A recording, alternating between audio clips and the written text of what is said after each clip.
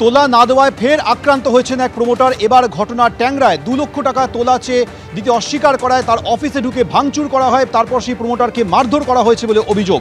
ঘটনাটি এবার ট্যাংরায়। আপনাদের মনে আছে কয়েক সপ্তাহ আগে ঠিক একই ধরনের ঘটনা ঘটেছিল বাগুইআটিতে, যেখানে সেখানকার এক প্রমোটারকে স্থানীয় তৃণমূল কাউন্সিলর তোলা চেয়ে উত্ত্যক্ত করছিলেন, তারপর তোলা দিতে অস্বীকার করায় তাকে মারধর করার অভিযোগ ওঠে। আর এবার একই ধরনের ঘটনার অভিযোগ উঠল ট্যাংরায়। সকাল 9টা থেকে 9:30 নাগাদ একদল দুষ্কৃতী আসে এবং যেটা দেখা যাচ্ছে যে এই হচ্ছে সেই প্রমোটারের অফিস, যার ঠিক সামনে যে কাচের যে দরজা ছিল সেটিকে কিন্তু পুরোপুরি ভেঙে দেওয়া হয়েছে। অভিযোগ যে এই প্রমোটার সংস্থার তরফে 2টি প্রজেক্ট করা হয়েছিল, তার মধ্যে একটি প্রজেক্ট সম্প্রতি তারা হাত দিয়েছিলেন এবং সেই প্রজেক্টের বাবদই এলাকার যারা 2-1 জন যারা দুষ্কৃতীরা রয়েছেন তারা এখানে আসেন, দলবল নিয়ে তারা আসেন এবং 2 লক্ষ টাকা তার কাছ থেকে নগদ চান।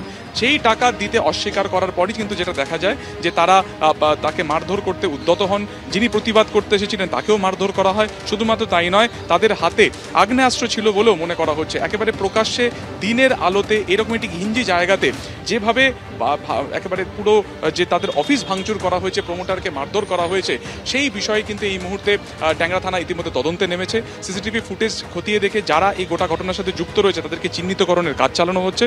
এই মুহূর্তে যে প্রমোটার রয়েছেন তিনি যথেষ্ট আতঙ্কের মধ্যে রয়েছেন, তার কারণ ঠিক যে এখানে অফিস রয়েছে তার পাশে কিন্তু তার বাড়িও রয়েছে।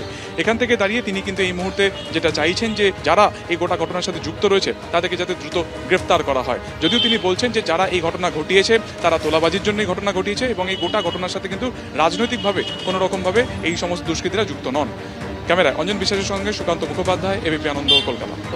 অ্যান্টি সোশ্যাল ছেলেরা আসে, 2 জন যাদের নাম আমি জানি, ওটা লিখে যে এফআইআরে দিয়েছি। ওদের সঙ্গে আরও 5-6 জন ছেলে ছিল। এসে ওরা আমার সঙ্গে ঝুটঝামেলা করে বিল্ডিং করছি বলে টাকা চাইছিল। সেটা আমি বললাম ওদেরকে কি আমি তো ইলিগাল বিল্ডিং করি না, আমার লিগাল বিল্ডিং আছে, আমি টাকা পয়সা তো দিব না, আমি তো জেনুইন কাজ করছি। সেই নিয়ে ধাক্কাধাক্কি ঝুটঝামেলা, ওরা জোর করে চাইছে কিনা দিতেই হবে। সেটা হলো আমি যখন ডিনাই করলাম ওরা ধাক্কাধাক্কি করলো, কলার পড়া ধরে টানাটানি করলো। আমার এই স্টাফরা যখন এসে ছাড়াতে এলো, এদেরকেও মারধর করে ঠেলে দিল। এদেরকেও থ্রেট দিল কি খবরদার তোমরা যদি অফিসে বসবে সন্ধ্যাবেলা এসে তোমাদেরকে গুলি করে দেবো। করে দিয়ে এই করে মারধর করে, আর এখানে এসে ওই কোনো ওদের কাছে আর্মস মতন ছিল কেন, ওইটা দিয়ে ওরা মেরে এই কাঁচটাকে ভেঙে দিল। তখন তারপরে ওখানকার লোকগুলো আরও আমার যে ছিল এরা দৌড়ে এলো, তখন ওরা চলে যায়। ভয়ে ভূত ভয়ে ভোটার, কিন্তু তারা যে এমন পারস্পরিক সম্পর্ক যুক্ত সেটা কেই বা জানতো। 26-এর ভোটের আগে ভুতুরে ভোটার নিয়ে তোলপাড় পড়ে গিয়েছে। ভুতুরে ভোটার খুঁজতে বাড়ি বাড়ি তৃণমূলের নেতা মন্ত্রীরা গেলেন। কলকাতা থেকে কোচবিহার, দিকে দিকে ভুতুরে ভোটারের খোঁজ।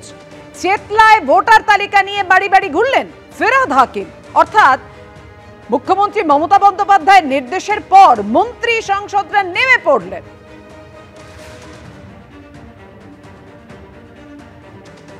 চেতলায় ভোটার তালিকা নিয়ে বাড়ি বাড়ি ঘুরলেন ফেরাদ হাকিম। ভবানীপুরেও ভুতুরে ভোটার খুঁজতে বাড়ি বাড়ি ঘুরলেন তৃণমূল কাউন্সিলর। কোচবিহারের মাথাভাঙাও ভোটার তালিকায় ভুরি ভুরি গলমিল রয়েছে। একই এপিক কার্ডে উত্তরপ্রদেশের ভোটারদের নাম। মমতা বন্দ্যোপাধ্যায়ের নির্দেশের পর ভুয়ো ভোটার ধরতে ফেরাদের নেতৃত্বে আজ থেকেই বাড়ি বাড়ি গেল তৃণমূল। নিজের ওয়ার্ডে ভোটার স্ক্রুটিনির কাজে নেমে পড়লেন মেয়র। আর এদিকে ভবানীপুরের ছবিটা দেখুন, সেখানেও ভুতুরে ভোটার ধরতে পথে নামলো তৃণমূল। ভোটার তালিকা সংশোধন করতে বাড়ি বাড়ি ঘুরছেন কলকাতা পুরসভার 70 নম্বর ওয়ার্ডের কাউন্সিলর অসীম বসু। সকাল সকাল ভবানীপুরে নিজের ওয়ার্ডে তালিকা ধরে ভোটারদের দরজায় যাচ্ছেন তৃণমূল কাউন্সিলর।